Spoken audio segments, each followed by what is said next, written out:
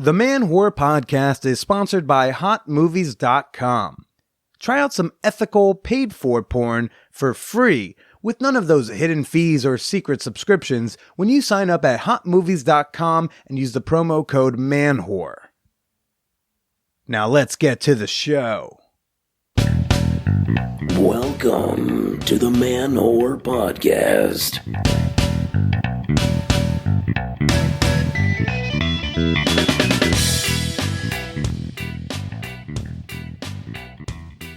What's up, all you scrotum suckers and taint ticklers and frenulum finaglers? This is Billy Procida, and you are listening to the Man Whore Podcast.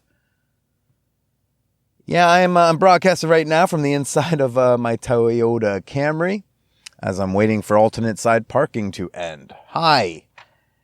If you're new to the program, this is a podcast where, I started a little over 5 years ago talking to women I've hooked up with about sex, dating, and why we didn't work out. And we've got a great guest on this week, past partner, hey, maybe future partner, again, TBD, we'll see. Anna Super Slut. Or maybe now it's more like Anna Super Friendly and still sometimes kind of slutty slut. You'll hear more about that later. She is back. Anna was last on this show last year on episode 205. Go check it out if you haven't. I know at the end of last week's episode, I know this happened last month too, but, I announced it was going to be a different guest. And we were going to have on someone who forgot she had sex with me. As in, we were DMing on Instagram, and I had asked her to do the show, and she's like, well, we haven't hooked up. And I'm like, what are you talking about? Remember we had sex that time you came over? And she does not remember. Might have to do with the fact that she's currently in a sober living facility. Oops. So she canceled last minute again. Bit flaky, it happens. We'll get her when we can. Anna is fantastic. Great episode coming up. But first, get them hot. Get them dates. Show dates. Yes, Chicago. Come on. It's so close. We're getting there. Your very own Man Whore Podcast live show, June 28th, 9 p.m. at North Bar in Wicker Park. Look, go get your tickets now, people. You want me there, Chicago, right? Gotta show me you want me there, all right? Get your tickets today. Don't wait for the next one. You never know when that's going to be. Don't assume there's a next one. This is the one to come to. 3 stand-ups are going to do their sets. They're all going to get interrupted by one of their exes. And then we're going to talk about why they didn't work out. You're not going to want to miss it, so get your tickets right now. manwhorepod.com/tour. Use promo code Billy for $5 off. Yeah, I'm giving you $5 off literally just for listening to the show. New York City, if you want to see me do some stand-up, I'm going to be at Friends and Lovers on June 19th at 8 p.m. That's a free comedy show. Exciting news about Man Whore Con, presented by Motor Bunny, of course. We have a couples pass available. Yes. The weekend passes just jumped up in price to their full price of $99. However, I'm offering a discount to people who come in pairs. Triads, email me. I'll hook you up. Oh, Man Whore Con's going to be so much fun. I just secured another event that I'm going to announce next week. I'm honestly surprised that she agreed to do it. That's going to be dope. If you don't know what Man Whore Con is, it is a fan meetup weekend here in New York City with yours truly, where we do a bunch of fun, awesome events. We go to some performances, have some socials. Someone might take their dick out at one point. Probably going to be me. It's so much fun. Great excuse to come to New York and meet your fellow fan whores, which is arguably the best part of it, is just meeting like-minded listeners who dig this podcast and dig sex positivity and want to meet others just like them. So come join us. It's August 2nd through August 4th. Go to manwhorepod.com/tour. Click the Man Whore Con event. Get your weekend pass. You want to come with a couple? Go get that. It will be discounted. Also at Man Whore Con, like a true whore, I will be your pain slut for a few dollars. So that's why if we can get the Patreon to $1,500 pledged by August 1st, I am going to get my nipples pierced at ManWhoreCon and stream it for all the world to see. Don't you want to hear me scream and cry and weep? Not for nothing, on a more sentimental, real note, the Patreon is how I am able to do this podcast full-time for you and commit my energy to this show. Longtime listeners, I think, can tell the difference between pre-quitting my job episodes and post-quitting my job episodes. So you want to keep that quality going, be a part of it. If you're a dommy person and you want to feel like you personally helped pierce my nipples, go throw at least $2 down at patreon.com/manwhorepodcast. All right. Now for a couple of your emails before we get to my dear friend, Anna. This one is titled, Random Question. It's not so random. You planned on emailing. It's not random. It says, "Hi, Billy.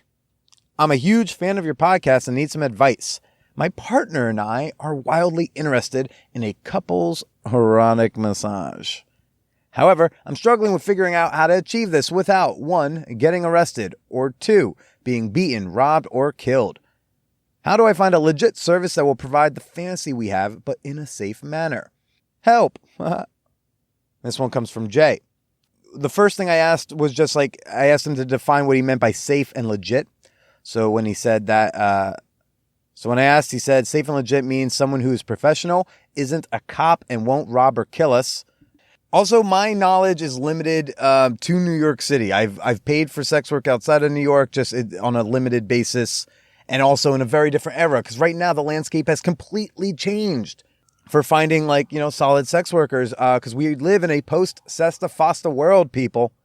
And not for nothing, the effects of Sesta Fosta trickling down. Salesforce is getting sued under Sesta Fosta. There's things happening to regular, ordinary people.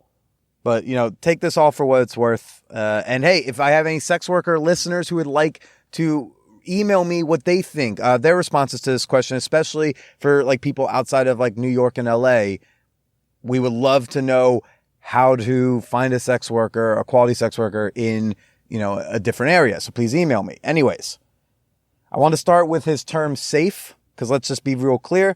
Sex workers are kind of like wild animals in that, settle down. Listen to the whole sentence. They're like wild animals, just only in the sense that they're more scared of you than you are of them. These people face constant threats of violence from, Johns and law enforcement with no recourse, because if they go to the police, say after again raped or assaulted, they can get arrested for being a sex worker. They'll be like, "Oh my God, I'm so sorry that happened to you," but also you're under arrest. Not cool, right? So these threats are super real, and they're documented, and also sadly undocumented. So I'm not saying Johns have never been robbed by prostitutes, but this happens to them way more than it will likely happen to you. So let's just drop the concern about getting robbed or murdered outside of the usual daily concern of being robbed or murdered, right? You operate through the world. You go into a deli, you could be robbed or murdered there. You still go to the deli. So let's just move. You don't go looking for a legit deli. I'm just looking for one that does a good grilled cheese. If the person is legit, then you shouldn't worry about that. And now we move on to the word legit. Let's talk about that. Obviously, we mean not a cop. I think we all prefer that. Unless that's your fetish, then good luck. I would say treat this like any other job when you're thinking about hiring a legit person. Do they have a website? Do they use professional language when talking about happy ending massages? Do they have professional pictures? I mean, we'll ignore some of the various classist concerns, the fact that capitalism is weird and privileged sex workers may have an upper hand because they could afford to get good pictures taken or just have the knowledge base of how to do websites, whatever. We're going to ignore that just for a moment. But think of yourself kind of like a shopper. You want to look for something that is professional. And the reality is that if you have a professional website, it reasonably suggests it'll be a better service. And I'm not saying people without those things can't be excellent companions, but it does make the shopping process difficult when there isn't a website or photos or reviews, etc. So I would say treat it like hiring a plumber. There used to be a time when you could search the erotic review to see what other people had to say about that provider. And there's still some sites like Slixa and Eros, but I honestly have not used them myself, so I don't know if they help in the reviews department, but I do know some people are putting ads on there. You may have to take a referral, honestly, from a friend or take a chance. Like I was outside of an open mic talking some comics, and one thing led to another, and Happy Ending Massages come up, and I mentioned the lady I like to see who lives in my neighborhood, and I gave her a referral. Ask a friend if you have a friend who's very open about hiring sex workers. Ask like, hey, do you mind passing me a number? It also might be an idea to book a one-on-one short session, half hours if it's offered, an hour otherwise, with a provider you find, because that way you can kind of test it out for the couples. You know, if you dig like the cut of her jib, the knead of her knuckle, the toke of her stroke, ask her at the end if she offers doubles with a friend or offers a couples massage. So yeah, like I said earlier, Eros is one spot. I know some people are advertising. You might find some sly postings in other sections of Craigslist, but your mileage may vary. I'd be careful there. Another great way to find a sex worker in your city is to look on Twitter, or the low-key alternative, something called Switter. You can go look into it yourself.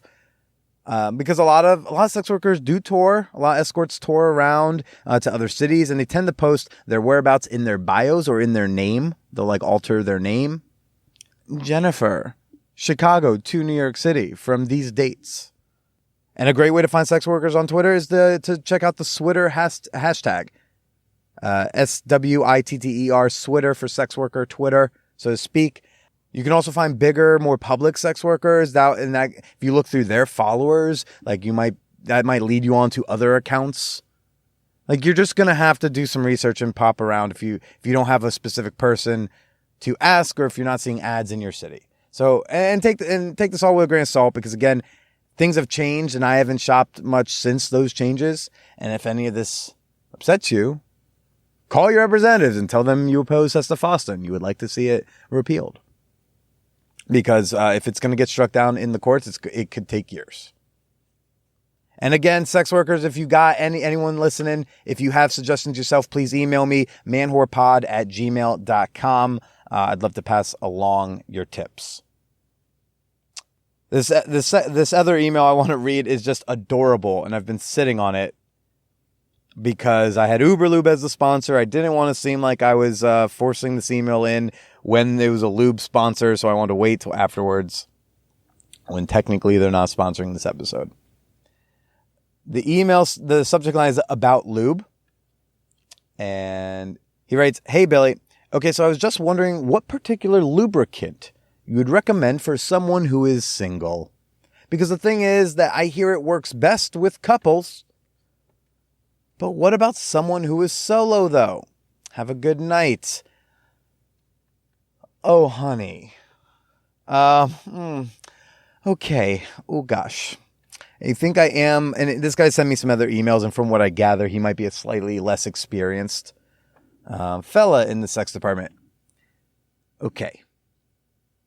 Lubes are very often marketed as great for couples because they're looking to expand their market by showing all of the uses for lube. So yes, lube is good to have on hand for penetrative sex. It's also great for masturbation.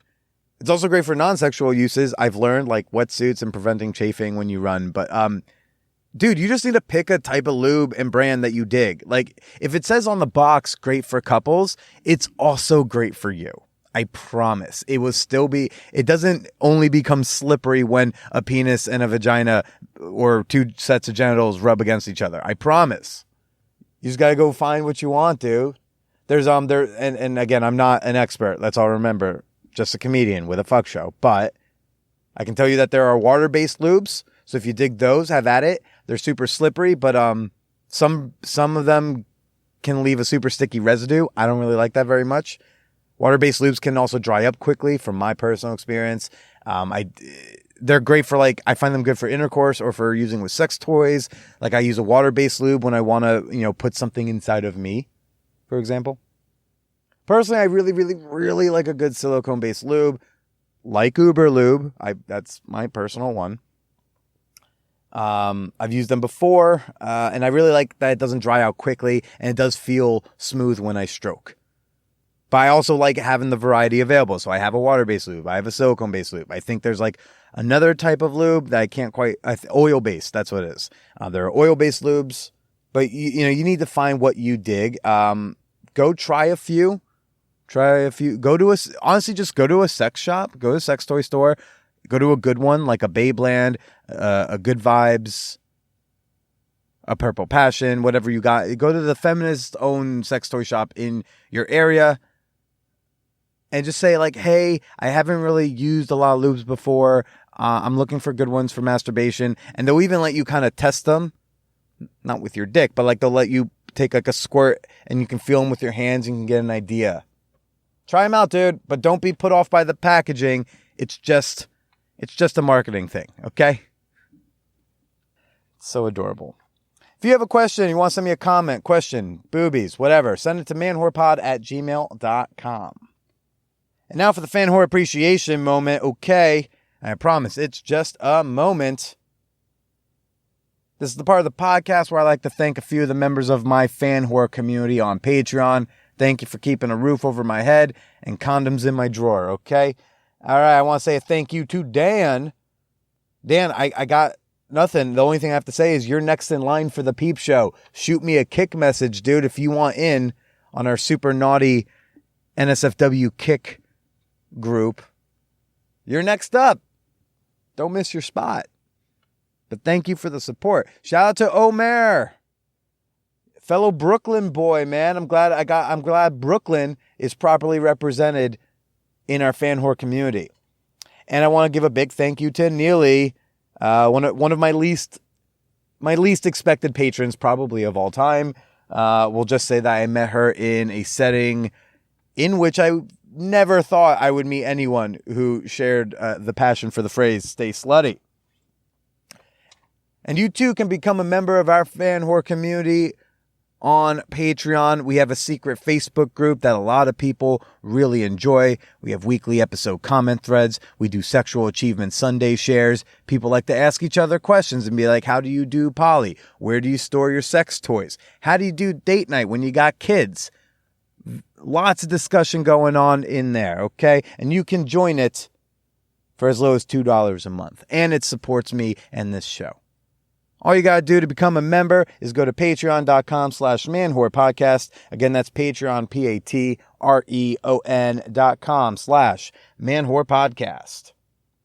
And now for this week's guest, Anna. Not so much a super slut. Hey, Anna's a dear friend, and our friendship has looked a lot of different ways over the years. I think I've known her now like 4 years. And I really love where our friendship is at. Do I wish I had a few extra blowjobs in there? Of course. But like that's not where the value is in that relationship anymore like it used to be. I'm not going to summarize. I'm just going to let you hear me chit-chat with my dear friend Anna. Oh, but first I got to tell you a little bit about hotmovies.com. We love hot movies over here at the Man Whore Podcast, not just because they're a longtime loyal supporter of this show, but also because it's an affordable and ethical way to hashtag pay for your porn. I know a lot of us don't think about paying for porn. I think we just take it for granted. It's like music. We just like, it's free. But it's important to put some money into the industry. I remember talking to someone in the adult entertainment industry and they said, if every person who watches porn, which is basically everyone, if everyone who watches porn put just $100 a year into this industry, things would flourish again, like the golden ages, okay? Maybe they could afford to have craft services for the gals, okay? I hear they get hungry in between anal. And I love Hot Movies, their business model, because it's a pay per minute site. You buy a bundle of minutes. Like you can buy like 300 minutes for like $30. And when you're watching a video, even if it's like an hour and a half long, if you only watch 12 minutes of it, they only take 12 minutes out of your time bank. It's brilliant. And they've got such a variety that you really only need Hot Movies. They got all your favorite studios, all your favorite porn stars. And hotmovies.com is going to give you 20 extra minutes on top of any package you sign up for when you use promo code MANWHORE at hotmovies.com. They even have a free trial where if you sign up for the free trial, my code turns it into a 40-minute free trial. And again, it's not 40 minutes like it's only a 40-minute free trial. It means you get 40 minutes to use however you want. Just make sure you use promo code MANWHORE at hotmovies.com. Now let's get to me with Anna, the former super slut. Well, you have 30,000 grams of valcyclovir now. Great. Happy birthday. Thank you. You're welcome. It'd be fun to have you back because just life's good and like things have been going on with you and things are different. Also, like you have sucked my dick since last time you've been on. This is true. So it's like, yeah, I'm curious. I have questions and what we can chat about that. I may have answers. You have. I may. I don't know. Okay, we'll find out. Well, so we sat. So before one of the gangbangs in January, right? We had this like semi-long discussion about how you were like, I'm not really into dicks right now. Yeah. And then out of nowhere, like during the gangbang, I'm fucking her, and I look over and you're blowing a couple of the guys. Yeah. And I was like, didn't you just say like you like couldn't be less interested in dicks? Yeah. That happened during the gangbang, which you hosted, by the way. Which I hosted. And thank you.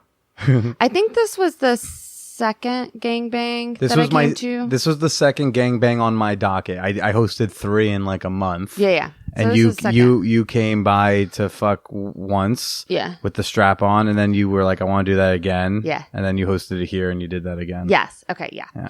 So the first gangbang was I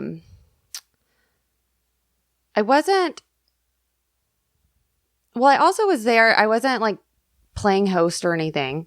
And because it was at your place, we had the specific instructions of getting in and out, which ran very effectively and smoothly. So my purpose was to come in, fuck her, and then get out quickly. Right. Which is what happened. I felt during this gangbang, first of all, the one that was here at my place, the level of attractiveness of the guys was like unlike I had ever seen at any other gangbang. Much better. They were all like super attractive. Do you know why? Because she had specific qualifications, and I think that maybe you sent her pictures and she did yes, no, maybe. She did want to screen them because the other 2 gangbangs were with blindfolds, so looks didn't technically matter. Right. Yeah. So this was like a very attractive group of guys. I think there were like 8 guys here. Yeah. And every single man that was here was attractive. Or someone at least that I was attracted to. So the gangbang started and I felt a little like out of place. Like I wasn't quite sure where I was like fitting in this situation. I also I wasn't clear if she had really ever played with women before. And so everyone is naked.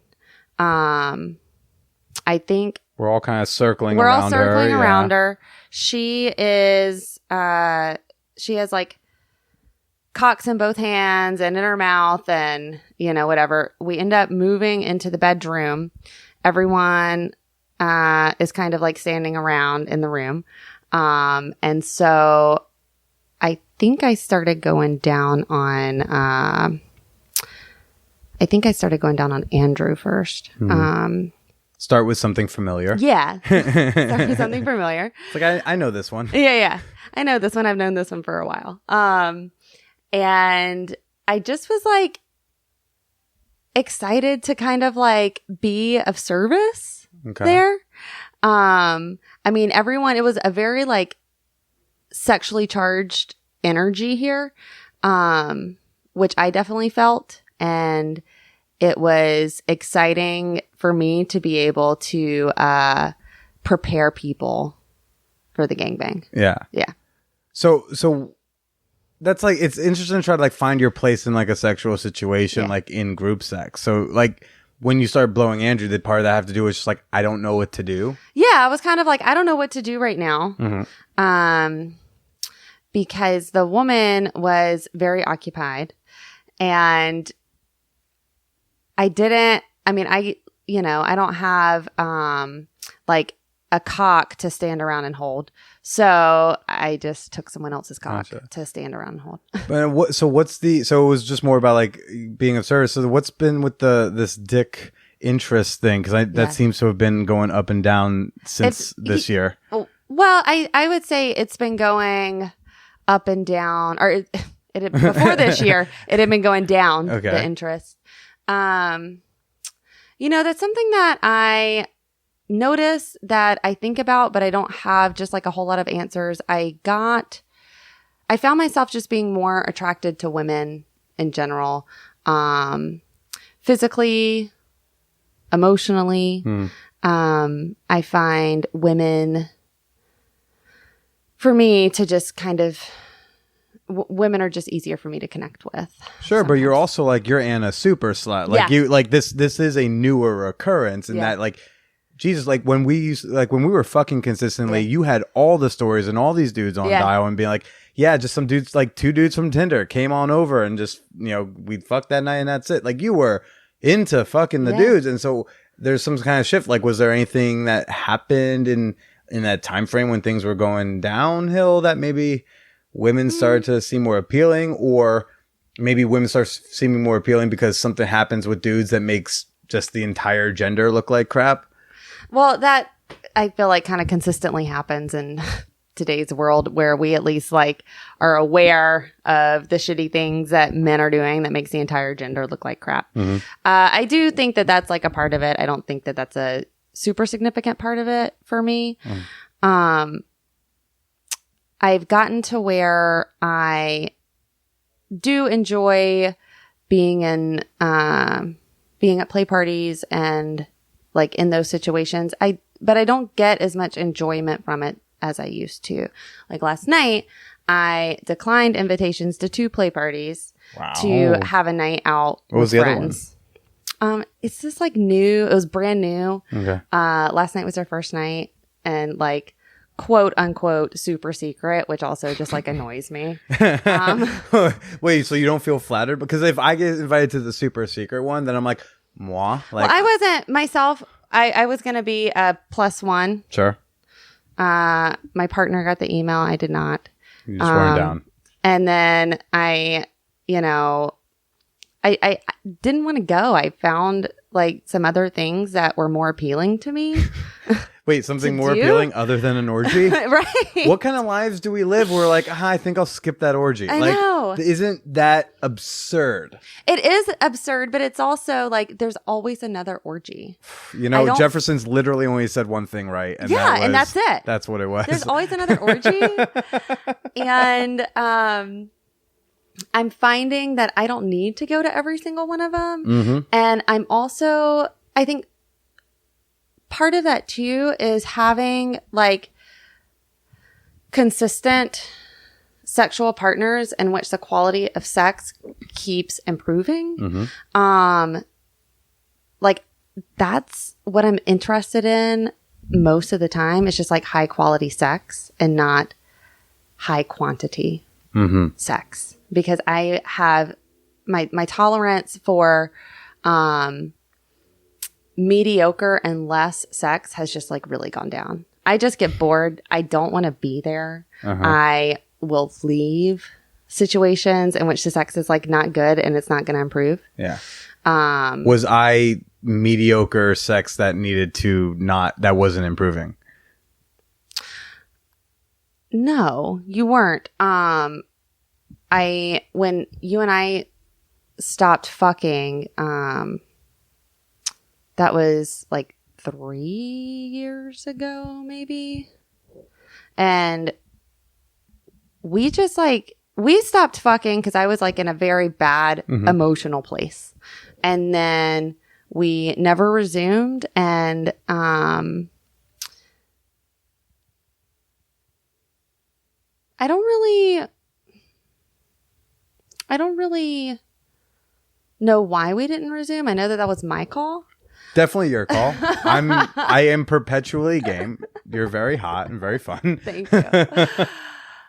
That was my call, and honestly, I don't really know why. Huh. Yeah. I don't really know why. I think if you don't know why I don't know what it means when you don't know why you don't want to fuck someone. I think it means a whole world of a thing when you don't know why you are fucking someone. Yeah. That one I know is like a bad sign. It's like if you don't know why you're fucking someone, maybe you shouldn't be. But the I don't know why we're not is a question I don't know what the implications of that are. Yeah. And something also I feel like we talk about a lot as I've been tightening up my dick game or something. And I mean, you said to me recently, like, I'm so proud you didn't fuck someone you didn't want to fuck. Like, yes. Yeah. I told you, like, I was in a scenario and I just said I didn't want to. And you're like, good job. Yeah. And that's, that's something that over the past like couple of years, I've been very in tune to, because I used to just like not say no. And I would say yes to people that I didn't really want to fuck. And, I got tired of doing that because I wasn't like having great experiences. I wasn't having the sexual experiences that I wanted to have by fucking people that I didn't want to fuck. Like, surprise, surprise. Yeah. And I find now that I'm just more selective with who I share a sexual space with. But I feel also maybe part of that is because I feel like sexually satisfied because I'm having consistently high quality sex. And my sexual needs are being met.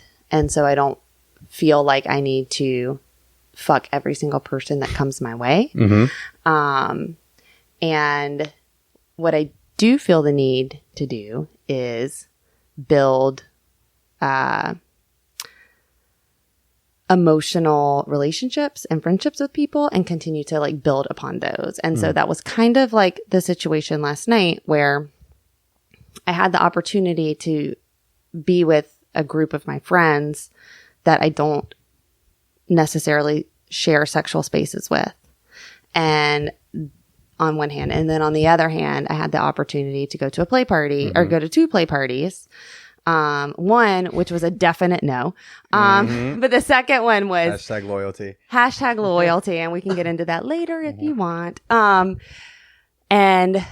the second one I was just kind of on the fence about, and I chose to instead have an entire evening with my friends. Yeah. Which do your friends know that you turned down a sex party to hang out with them? Yeah. And do they question you, or do they just feel even more grateful? I think it's both. Okay. I think it's both. But it's also, I mean, I'm not, when they asked me why I didn't go to the sex party, my first answer was, well, one of the sex parties, one of my friend's exes is hosting. And I was like, I don't want to be there. This is a friend that I love and care about. And this is a shitty situation. And this person has like continued to kind of be disrespectful and shitty here. And I don't want to be in that space. I don't want to be in a sexual space that this person has created. And so my friends are like, okay, yep, understandable. But my friends also know that like I carry more salt for other people than I probably even carry for myself. And I do think that they were also grateful that I just like chose to kind of like organize this night for everybody that ended up going until 6 a.m. Where'd you all go? It was great. So we did this like super secret pop-up like art installation thing. And it's a really cool event where different groups of people, I think it was probably like 12 groups of people, create art installations on one super secret block in the city. And it's like performance art and visual art. What'd y'all make?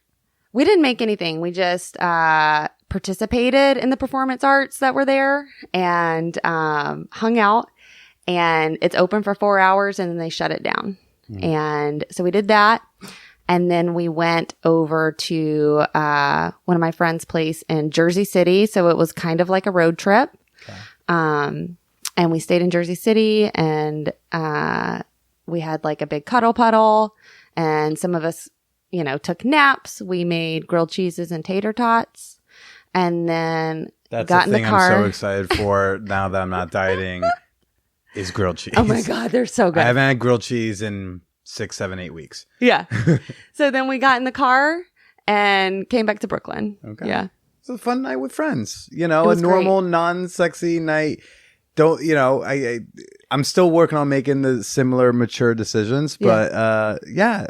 And building those friendships, or I like maintaining them, because you don't want to lose them. Yeah. If anything, I feel like our friendship has grown vastly. It definitely has. Especially since doing the podcast. Yeah. If anything, actually, and I don't think it came up. I was going to listen and I didn't. I don't think it came up last time, but like I wasn't salty, but I was confused after the Paige breakup because like you took me to this, you took me out for like a little picnic in Washington Square Park, and we're like, no, we're going to do this, and we're going to read. Was it Milk and Honey? Yeah, we read Milk and Honey. Yeah, it was great. And you told me, and like I walked you to the train. You said, "Is it okay if I tell you that I love you?" And I'm like, "Yes." And then I didn't hear from you for a while, and it was hard to get you to do. And then I'm like, because here's the thing: I assume a lot of people either are being nice to me just to be nice to me, or I can't tell where people stand because we know the blonde chicks who go like, "Oh my God, I love you." Yeah. It's my sister. Like Kelly is just like, she loves everybody. Yeah. I mean, but what does that even mean? Right. So, but when you said it seemed so earnest, and then I felt like I didn't have that friend. Yeah. And that was confusing for me. Yeah. Because I had lost a sexual partner, which is like fine. And then, someone says something deep and then was poof, gone. And I've been really happy that like we have grown a stronger bond in the last like year or so, because that was like a really confusing several months for me, or 6 months or whatever. And I don't know. It's nice to say that now, but thank you for telling me, and I'm sorry that you felt that way, but like acknowledge why you felt that way. Yeah. And I don't have an answer for that. No, that's fine. I'm not holding it to trial, but it was it was definitely like a thing in the course of our like relationship that like it was weird. I would be like, oh, because I don't know what friendship is. I know what fucking is. I know how to have a sexual relationship. Yeah. I know how to have a not great romantic relationship, apparently, and I know how to like keep in touch with comedy people. But like friendships, platonic friendships, or like mostly platonic. Yeah. Sometimes I blow you at a gangbang. Right?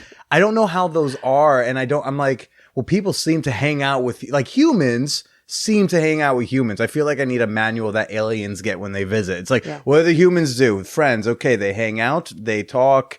And I was like, I don't do that with anyone. Yeah. I still don't know I think I know who my close friends are, but I also don't know how like all of them value me. Right. And so I don't know, it's a weird, vulnerable place to be in, because friendship is the one relationship I really have no clue how to do. Yeah. Yeah. It's, it takes a lot of practice. I think that I learned, I don't think this. I very much know this. I learned how to be a friend from my friends. I don't know where they learned it, but I just learned how to show up in friendship from the people in my life who are my friends, who show up for me. What's an example of someone like showing up for you and you were like, wait, am I supposed to do that? Fuck.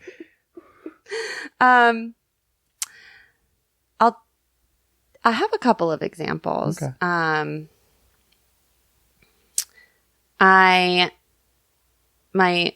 One of my best friends, Michelle, who lives here in New York, this was like 4 or 5 years ago, and I was going through a pretty hard time in my life, and there was a blizzard happening, and I was home alone, crying.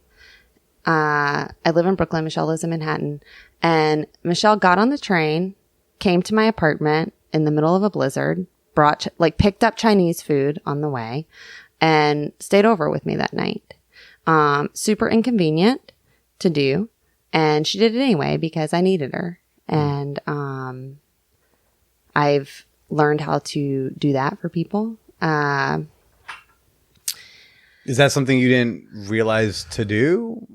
I mean, I would. I know I sound like I'm autistic when I'm trying to explain how my relationship to friendship, but I genuinely never really learned it. I guess what was different in that situation was when she asked me, do you want me to come over? Are you going to be okay? And I was like, no, you don't have to come over. Like, I will be fine. I'm having a really hard night. Just like keep your phone by you.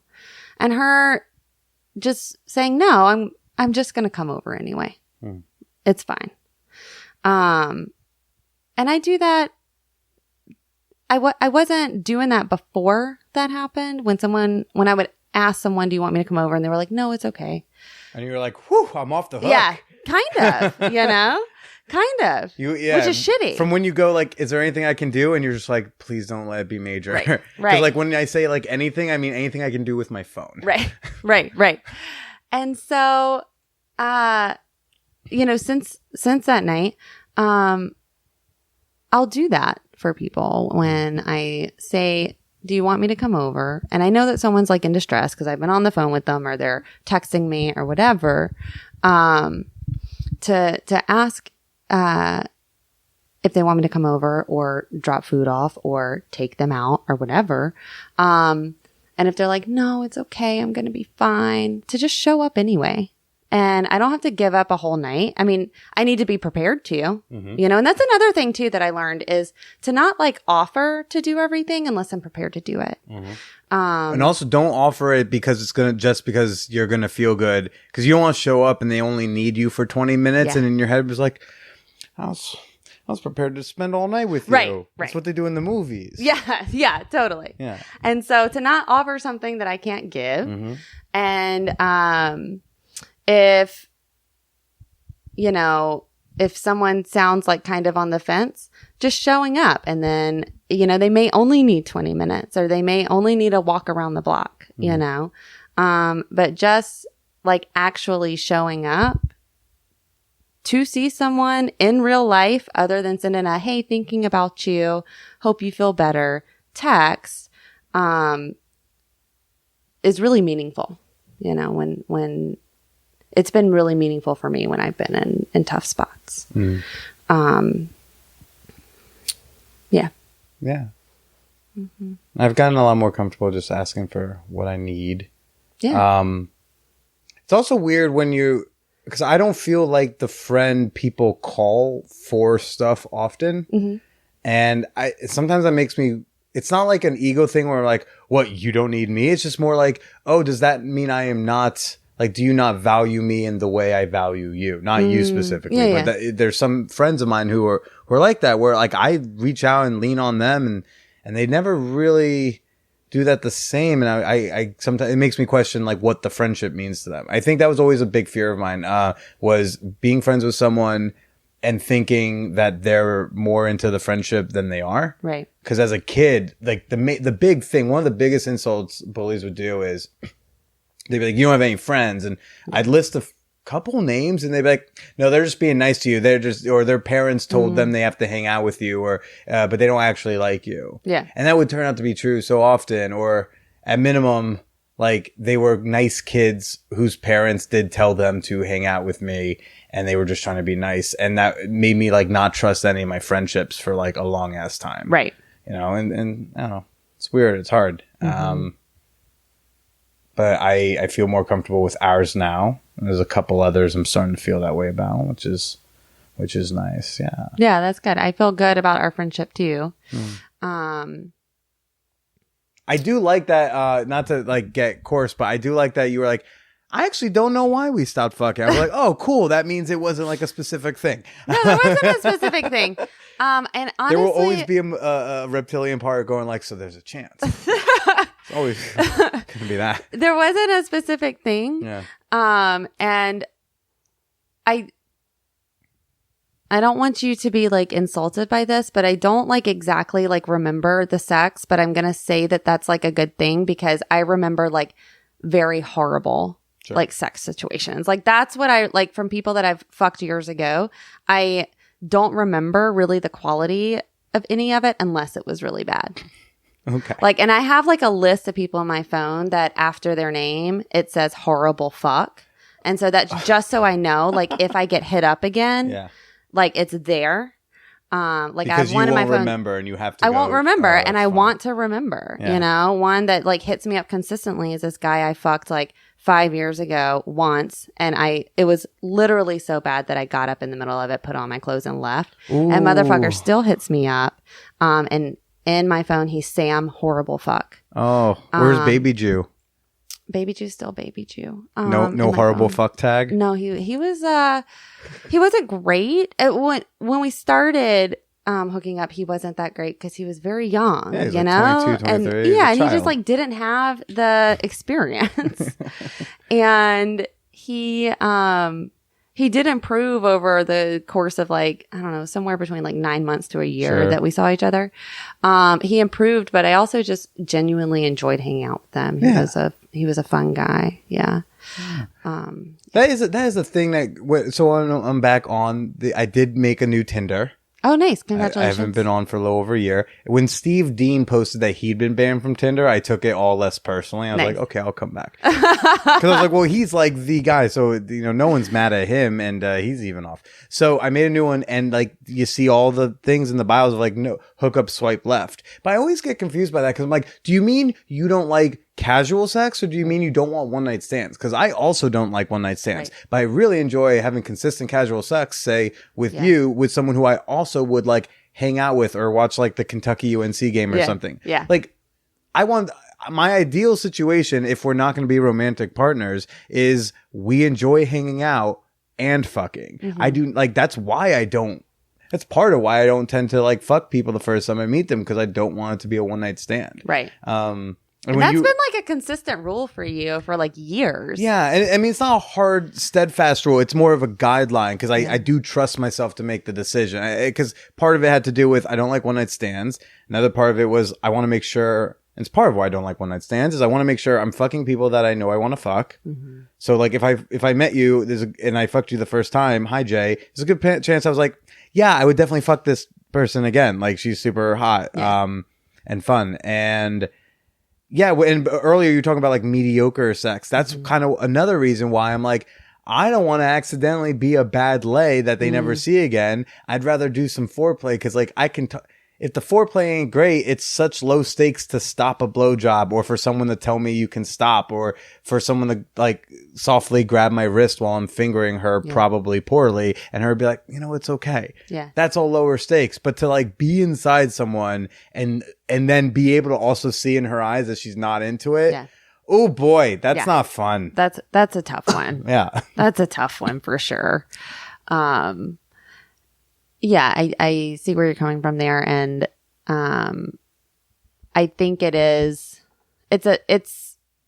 definitely from someone who stops sexual situations when it's not good. Because I really just don't have a problem saying, hey, I'm not feeling this anymore. Is that how you'll say it Yeah. in the throw of it? Yeah. I'll say, I'm just not feeling this anymore. While he's inside you, or do you tell him like, do you like get him outside before? No, I get him outside. Yeah. Okay. You say, hey, hold on real quick. Yeah. And then not Yeah. feeling it.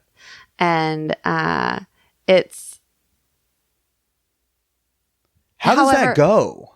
it depends on the person. And here's the thing. I've gotten to where, and part of it is when it is like mediocre to bad sex. Mm-hmm.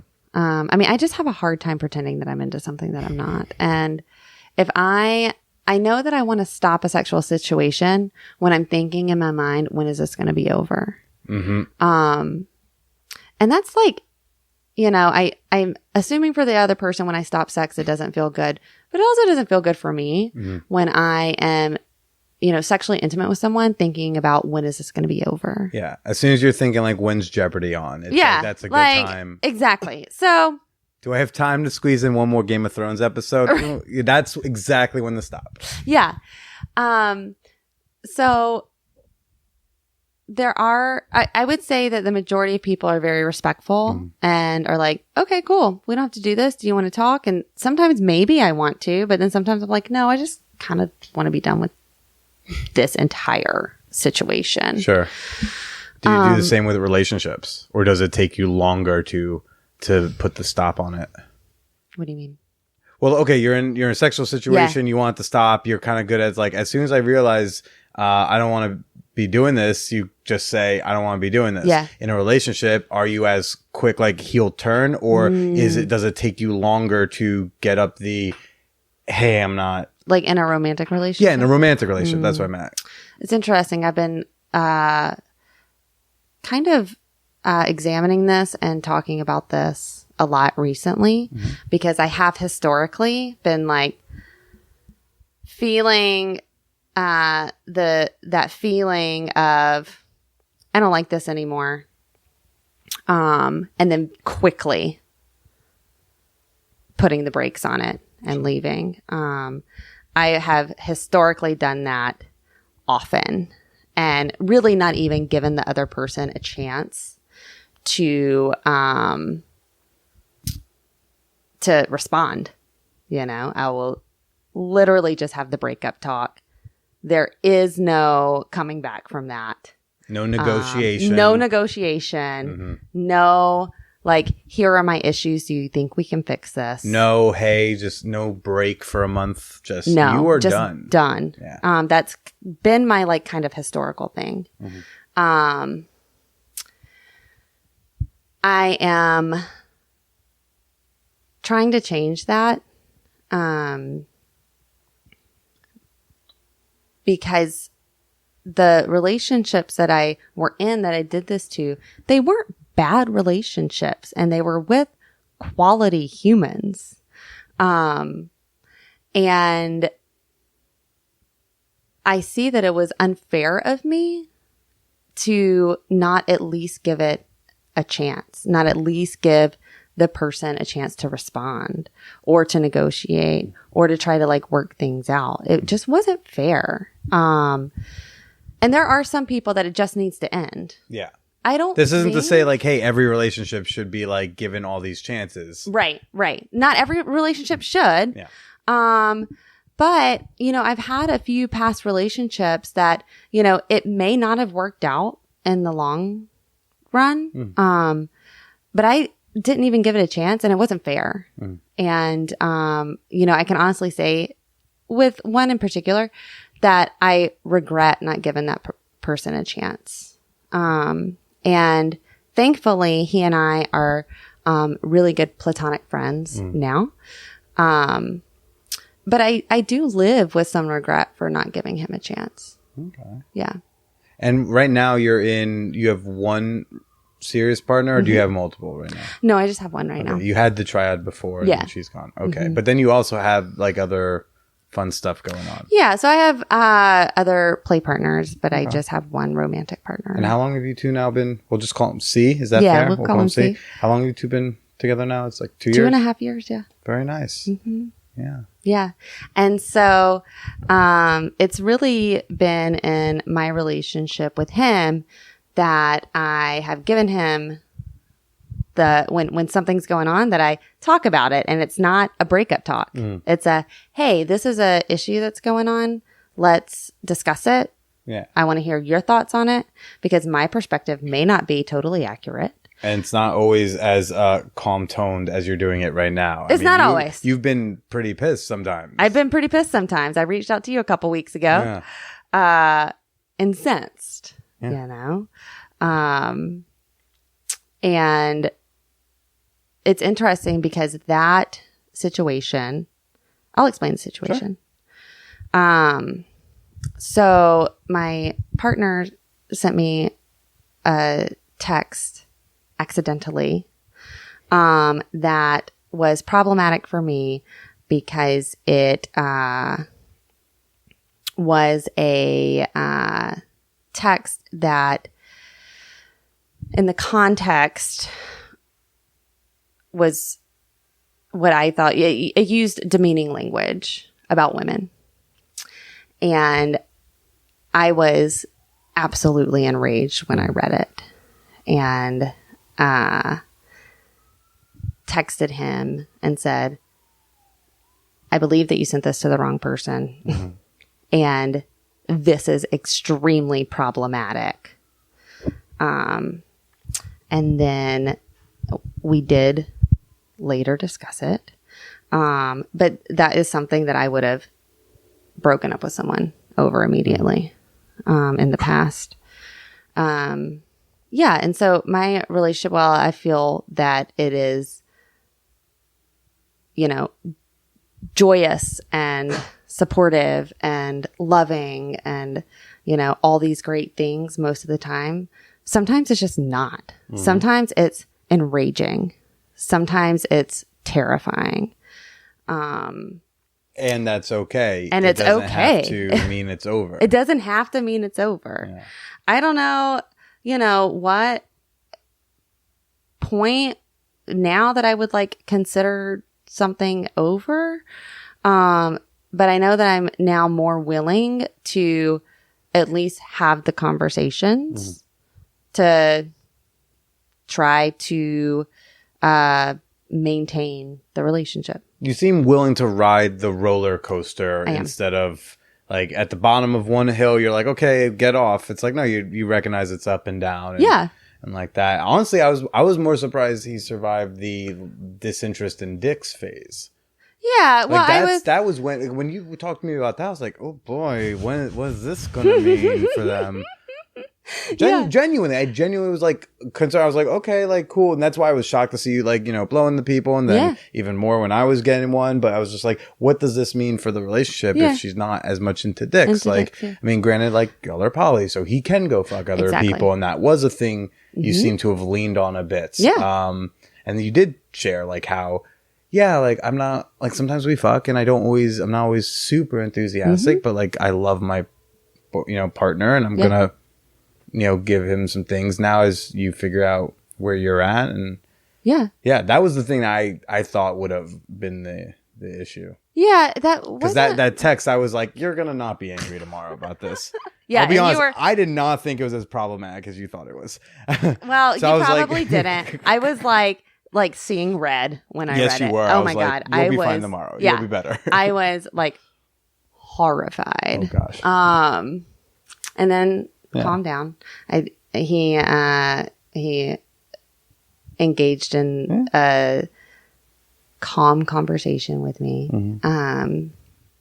about it. But, I also, during that time where I was very much less interested in penises, we were very much, we are poly.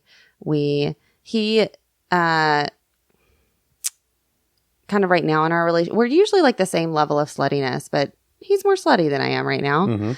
And I'm thankful that he can act on that and that I can participate if I want to, and I can opt out if I want to, and it not be any kind of issue, because he has needs that, number one, I can't meet because I'm a serious romantic partner. And I'm not a stranger, and I'm not a casual hookup. He likes stranger play? Yeah, he likes stranger play. Ooh. Yeah. Okay. So I'm not a stranger, so I can't do that need. I was a stranger one time. Right? And that's a stranger it. who turned into the live-in partner. Yeah, exactly. Well, what was those conversations like? Because even though he's got the freedom to go off and bone other chicks, it's there's still, I gotta imagine what does this say about me thought in the head. At least that's what I would be like. Yeah, sure, I can fuck other ladies, but why don't you want to fuck me? Was that ever a talk? No, we were still having sex. Yeah. I would say that the frequency in which we had sex, it definitely has, it's kind of like a roller coaster too. It ebbs and flows. But was that ever a concern of his, of what your desire was towards? Okay. No. And we also understand and appreciate that sex is more than penis and vagina, Sure. And that I'm very thankful that he understands that and also appreciates that, and that if I am not about penetrative sex, then he and I can work together on that to make sure that we're sexually satisfied with each other, and that he also gets his penetrative sex needs met somewhere else. Yeah.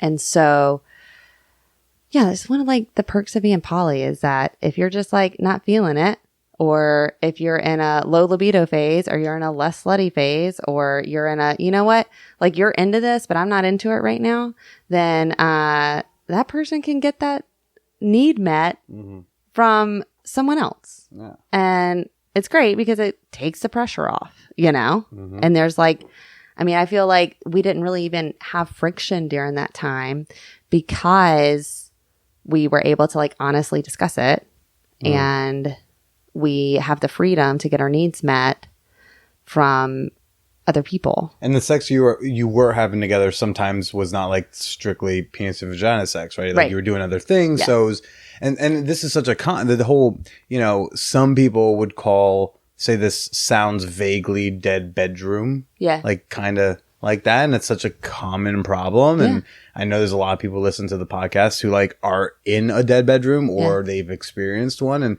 like, that's such a tough time in a marriage or whatever. And, you know, it's cool that that was a thing that y'all two can work through. Yeah, totally. And yeah, I mean, I wouldn't say that we've like ever had. I wouldn't say no because it wasn't like dead, but the idea of like that it went down. It went down in frequency and such, and that's something that happens to so many people. And I think we're kind of taught to go, oh, once the sex goes, the relationship goes after it. Yeah, that doesn't have to be the case, but it's also like understanding that sex changes. Yeah. You know, I mean, there was a time, I guess, when we like first started dating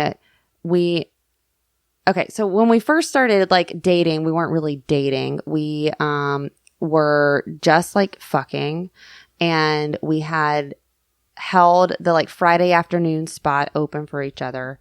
And it was, you know, a couple hours, most Friday afternoons. Like, I'm not trying to give up my like prime time Friday, Saturday, Sunday night. He's not either. You haven't earned the prime Yeah, time. like, time. you know, I haven't earned that for him. He had not earned that for me. And then we just like... This is reserved for people who worked for it. Right. They put in their hours. Exactly. And so we did that. And then we both kind of like recognized that we enjoyed each other's company. So we would have our Friday afternoon fuck and then like hang out for a little bit after. And then we, you know, just kind of like really slowly over the course of like several months developed, you know, romantic interest in a romantic relationship. And so because our relationship has changed, our sex has also changed. And there was a time that it was like satisfying for me to have sex with him like anytime and any place that I could. And whether that is in a public place or, you know, like a quickie situation, any fucking time that we could, that's like not as satisfying to me anymore. Again, I just like prefer high quality sex. Yeah. And yes, like having sex in public is very fun. I'm not trying to like necessarily like do that with this person that I like, you know, consider my life partner. I'm not trying to do that all the time anymore. And you know, it's because our relationship has changed. So naturally the sex has changed. And just because the sex has changed, in any way, whether it's like decreased frequency or whatever, it doesn't mean that the relationship's in trouble. It just means the sex has changed. And as long as, you know, for us anyway, as long as we've been able to like talk about that and, if something in our sex life needs to change, we ask, you know? And that's the thing. A lot of and people we problem solve and try to come up with solutions. And the solution isn't always like, okay, fine, we'll go buy handcuffs. Like it doesn't have for a lot. It's such a common problem. And it's possibly one of the most common problems in marriages is when the sex starts to look like it's decreasing, but really maybe it's just changing or needs to change or something. It's like, fucking talk to each other. Yeah, just talk to each other about it. And it doesn't have to be fine, we'll have a threesome. Like if you're saying fine, we'll do this, like that's probably not a thing you should do. Exactly. Like maybe it is a threesome, but maybe it's something else, or maybe it is some non-monogamy, or who knows. But fucking talk to each other. Yeah, just talk about it. Ask your fucking dumb partner person. in closing, what the with me, anything I need to hear, anything that's been changing that you think listeners should hear? It's been about a little over a year since you've been on. I am definitely different than I was then. You certainly are, yeah. Anything you think they should know? Because you can offer a particular perspective, I would say. So things that I've been like very, that I've noticed and kind of been impressed by you over the past year is I'm just going to take the lube out while you compliment me. Yeah. Tell me how much I've grown. Your willingness to, I don't want to speak for like what this process is for you, but for me, what it looks like is your willingness to kind of sit in the discomfort of social anxiety, and show up in places that you may not think that you're going to be comfortable in. And you may not be uncomfortable. You may not be comfortable in those situations throughout the like entirety of the night, but your presence just showing up is like huge. I've seen that at parties. I've seen that when I have friends over here and I invite you and you put on a onesie with everyone else. And, I know that those situations can be difficult for you, but I feel like your willingness to sit in that has, gone up. Like you're more willing to engage in those, instead of like sit it out, or show up and leave, you know? I show up, I'll do my 20 minutes. I shook some hands. I was like, that's all I could handle tonight. Right. I do that in comedy too. It's one of my big barriers with comedy right now is I'm afraid to go to the places. But I was like, last night, I was like, I can go straight home after driving from Kentucky. We can go to the creek. I'll do the 10 o'clock open mic and I'll probably shake a couple hands. And if I want to leave right away, I can. Or if I want to hang out, I can. But I'm trying to get myself to physically show up. Yeah. And I think that for the most part, whenever or over the past year and some change, when someone talks about issues that you've had in our like sex positive community, your instant you're talking about when people talk about how big of a monster Billy Procida is. Yes. So when people talk, so I didn't really know how to phrase that. Thank That's you. How I like to phrase it. Billy Procida the monster. When people talk about this like big bad scary monster that you are, your first reaction isn't like, I mean, internally it's different, I know, but your like external reaction isn't like rage and panic. I feel like you have much more control over your outward expression of emotion, which is, I think, beneficial for you. I do hear some of your internal dialogue sometimes, and like, that's okay. Yeah. Everyone has like internal dialogue that doesn't necessarily need to come out. But the way that you're like handling those is, much more like emotionally intelligent.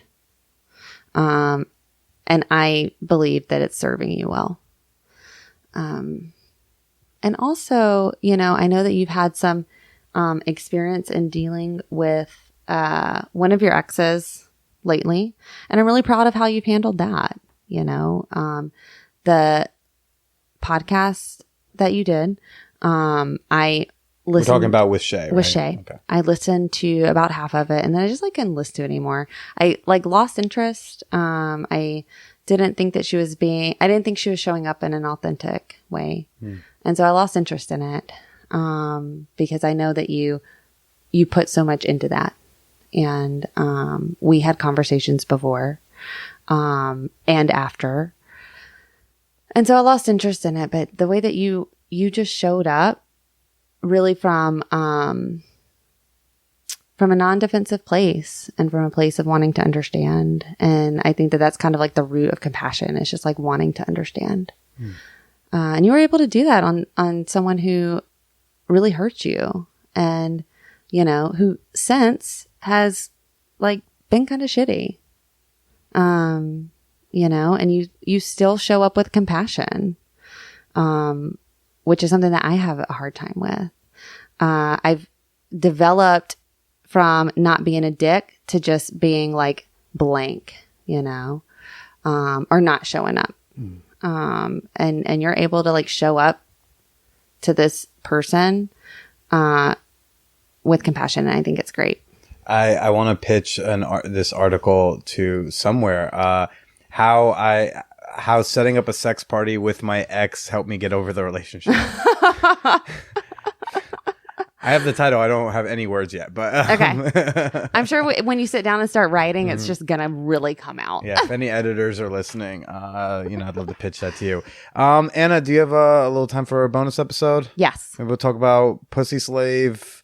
And I also had a question about my timidity because we talked about that recently, or it was very brief, but I was like, what? Okay, I have questions. I was thinking about that in the shower today. Okay. For now, thanks for coming back on. And, I don't think you have anything to plug. I have nothing to plug. No plugs plugs here.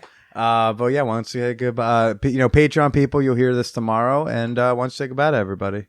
Goodbye, fan whores.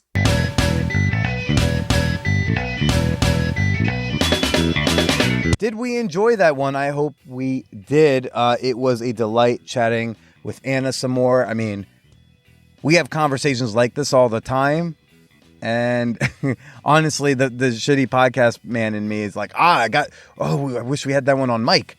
So it was a joy to talk to her. And if you want to hear some more with me and Anna, she's going to have a bonus episode up on Patreon tomorrow, which will be available to all of my $5 and up fan whores, okay? All my $5 and up members get access to over 100 bonus episodes. So if you've ever binge listened to all this and been like, I wish I had more man whore in my life, there is. Become a member today. Go to patreon.com/manwhorepodcast. That's Patreon, patreon.com/manwhorepodcast. I would love to know what you thought about this week's episode. You can tweet at me at @TheBillyProcida, or you can make a comment on the Man Whore Podcast Facebook page. I got an Instagram. Did you know I have Instagram again? Not all of you have come back to follow me on the Instagram, okay? I made it. I got back on the gram. Get back on the follow. It's at Billy is Procida. Chicago, I want to see you there, okay? I'm going to tell you one more time. You get $5 off with the code Billy when you go to manwhorepod.com/tour.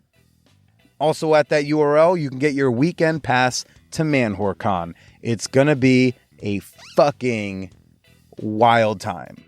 Wild time.